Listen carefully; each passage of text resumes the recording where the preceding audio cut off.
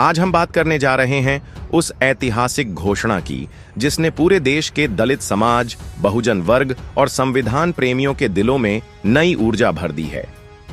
जी हां, बात हो रही है प्रधानमंत्री नरेंद्र मोदी द्वारा किए गए उस ऐलान की जो उन्होंने भारत रत्न डॉक्टर भीमराव आंबेडकर जी को समर्पित किया है। इस बार की 14 अप्रैल यानी भीम जयंती अब तक की सबसे भव्य, सबसे ऐतिहासिक और सबसे खास होने जा रही है। जानेंगे दोस्तों क्या है पूरी जानकारी। तो दोस्तों, हमारी आपसे एक ही विनंती है, अगर आप चैनल पर नए हो तो चैनल को अभी के अभी सब्सक्राइब करो और वीडियो को भी लाइक कर दो और वीडियो अपने दोस्तों के साथ शेयर कर दो। और हां, अगर आप इस वीडियो को अंत तक नहीं देख सकते तो अभी वीडियो को छोड़ दें। तो चलिए वीडियो शुरू करते हैं।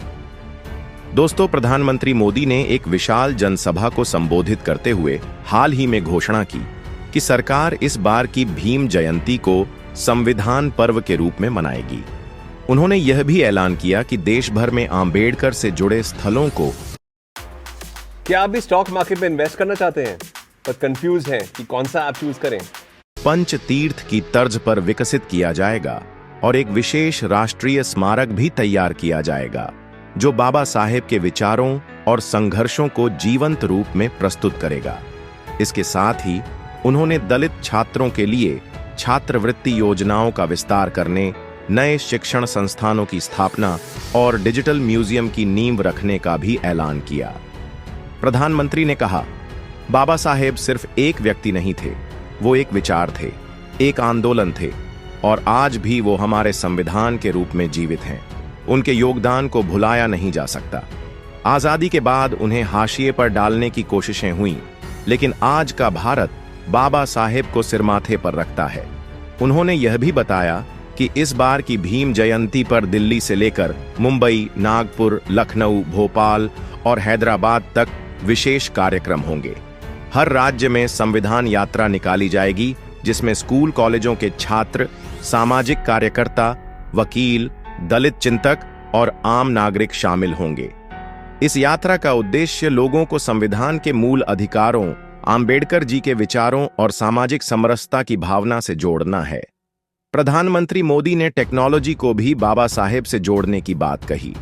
उन्होंने कहा कि सरकार एक doctor Baba Saheb Ambedkar digital university स्थापित करने जा रही है जहां समाजशास्त्र, कानून, संविधान, मानवाधिकार और समावेशी विकास जैसे विषयों पर ऑनलाइन शिक्षा दी जाएगी।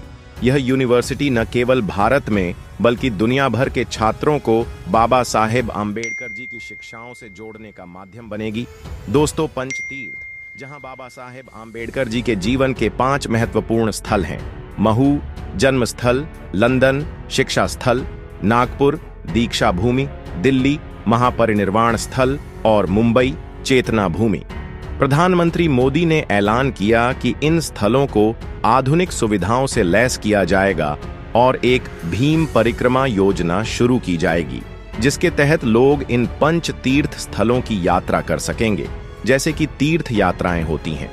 इस योजना के लिए विशेष ट्रेन और पर्यटन योजनाएं लाई जाएंगी। प्रधानमंत्री मोदी ने दलित छात्रों के लिए भी कई नई योजनाओं की भी घोषणा की।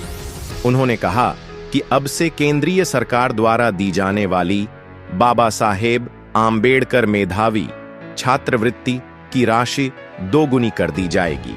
इसके अलावा देश भर में 25 नए आंबेडकर स्टडी सेंटर खोले जाएंगे जहां छात्रों को बाबा साहेब के विचारों पर रिसर्च करने का अवसर मिलेगा। प्रधानमंत्री ने कहा, आंबेडकर जी ने हमेशा शिक्षा को सबसे बड़ा हथियार बताया। आज की युवा पीढ़ी अगर उनके पद चिन्हों पर चले तो वो न केवल अपना भविष्य बल्कि देश का भविष्य भी बदल सकती है। दोस्तों, मैं आपको बता दूं कि भारतवर्ष की महान भूमि ने समय समय पर ऐसे महापुरुषों को जन्म दिया है जिन्होंने समाज को नई दिशा दी, मानवता को उसके असली स्वरूप से परिचित कराया और देश की नींव को मजबूत किया। इन्हीं महामानवों में से एक हैं डॉक्टर भीमराव रामजी आंबेडकर, जिन्हें हम स्नेह और सम्मान से बाबा साहेब आंबेडकर कहते हैं। 14 अप्रैल को जब हम बाबा साहेब आंबेडकर जी की जयंती मनाते हैं तो यह सिर्फ एक महापुरुष को श्रद्धांजलि अर्पित करने का दिन नहीं होता, बल्कि यह हमारे संविधान, समानता मानवाधिकार और लोकतंत्र के मूल्यों को फिर से स्मरण करने का दिन होता है। बाबा साहेब आम्बेडकर जी का जीवन संघर्षों, तपस्या और महान उपलब्धियों से भरा हुआ है। उन्होंने न केवल दलित समाज के अधिकारों के लिए संघर्ष किया, बल्कि समस्त भारतीय समाज को न्याय, स्वतंत्रता, समानता और बंधुत्व के मूल मंत्र से जोड़ने का काम किया। उन्होंने अपने ज्ञान, साहस और नेतृत्व क्षमता से यह सिद्ध किया कि यदि अवसर मिले तो कोई भी व्यक्ति अपने भाग्य का निर्माता बन सकता है और देश को दिशा दे सकता है। क्योंकि बाबा साहेब आम्बेडकर केवल एक जाति या वर्ग के नेता नहीं थे, वह समस्त भारत के निर्माता थे। उन्होंने जो संविधान रचा वह आज भी इस देश की आत्मा है।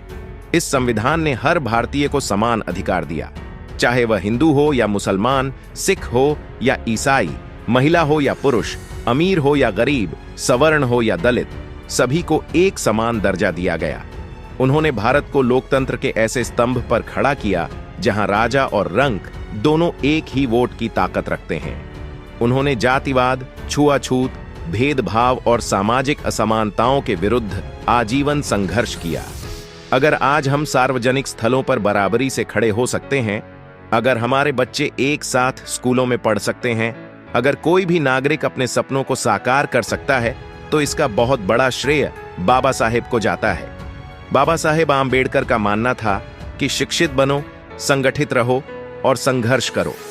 वे स्वयं शिक्षा को सबसे बड़ा हथियार मानते थे। एक समय था जब शिक्षा सिर्फ कुछ खास वर्गों तक सीमित थी, लेकिन बाबा साहेब आम्बेडकर जी ने यह साबित किया कि अगर संकल्प हो तो कोई भी व्यक्ति शिक्षा की ऊंचाइयों को छू सकता है।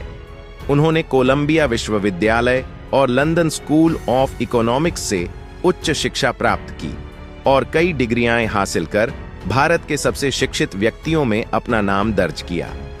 उनका जीवन हर युवा के लिए प्रेरणा है, खासकर उन युवाओं के लिए जो कठिनाइयों और संसाधनों की कमी के बीच आगे बढ़ने का सपना देखते हैं। बाबा साहेब आम्बेडकर जी ने न केवल खुद को शिक्षित किया, बल्कि शिक्षा को समाज के अंतिम व्यक्ति तक पहुंचाने का बीड़ा उठाया। उन्होंने छात्रों के लिए छात्रावास, स्कूल और शिक्षण संस्थानों की नींव रखी। उनके विचार आज भी शिक्षा के महत्व को रेखांकित करते हैं।